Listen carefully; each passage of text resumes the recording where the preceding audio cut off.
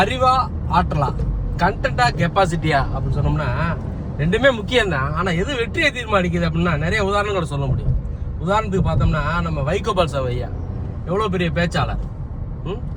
அதாவது வெட்டுப்பாறையிலே உருண்டோடு வெங்கலமணி போல் சங்கநாத முழங்கம் சிங்கக்குரலுக்கு சொந்தக்காரர். இடியா புயலா எரிமலையின் தீப்புலம்பா வெட்டியா படைமுரசா வெளிச்சவரி மின்னல் கொடியா தாயின் மடியா மலர்மது தேனா மது இதழ் முத்தமா என்னவென்று சொல்லுவது உடன்பிறப்பே என்று தலைவர் அழைக்கும் போது 1000 மின்னல்கள் உடலை தாக்கி நாடி நரம்பெல்லாம் முறுக்கேற்றுவே அது அந்த உடன்பிறப்பு என்ற வார்த்தைக்கு தானே சொல்லி சொன்னார்னா கலைஞரே மகுடி கிடங்க நல்ல மாதிரி அப்படியே அமைதியா சந்தோஷமா சிலாகிச்சு கேட்டுக்கிட்டு இருப்பார். அவ்வளோ பெரிய பேச்சாளர், ஒரு ராஜாளி பறவை, அந்த மேடையிலே பறக்கிற மாதிரி இருக்கும் அவர் பேசும்போது. அவ்வளோ பெரிய பேச்சாளர் இன்னைக்கு அவரு சரியான கட்சியை கூட நடத்த முடியல.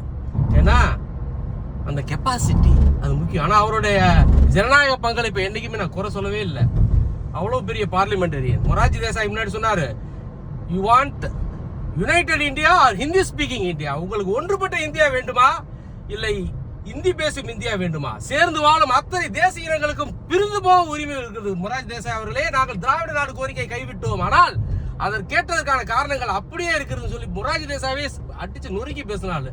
ஒரு 1994 செப்டம்பர் மாசம் 15ஆம் தேதி ஒரு 15 லட்சம் வேற மெரினா கடற்கரையில் ஒண்ணு போல கொண்டு வந்தவன் கட்சியை நடத்த முடியல.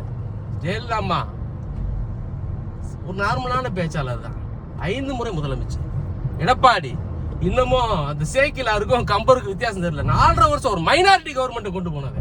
கெப்பாசிட்டியா கண்டென்ட்டான்னு பார்த்தா கெப்பாசிட்டி தான் பெரிய விஷயம். 5 லிட்டர் உலக்கில் 10 லிட்டர் பால் எப்படி ஊத்துறது காரணம் இருக்கு. ஏன்னா இப்போ நான் சொல்றதுக்கான காரணம் இருக்கு. ஏன்னா நம்ம பிள்ளைல டாக்டர் ஆகணும், இன்ஜினியர் ஆகணும், வக்கீல் ஆகணும் அப்படின்னு சொல்றோம். டாக்டர் ஆகி டாக்டர் கிராஜுவேட் ஆகி என்ன பண்ண டாக்டர் ஆக வேண்டாமா? ஒரு டாக்டர் வந்து சோசியாலஜிஸ்டா இருக்கணும், ஒரு இன்ஜினியர் அவர் ஒரு சைக்காலஜிஸ்டா இருக்கணும், ஒரு லாயர் அவர் ஜேர்னலிஸ்டா இருக்கணும். கண்டென்ட் என்பது ஒன்றை நோக்கியது, கெப்பாசிட்டி என்பது அதை தாண்டியது. அது முக்கியம்.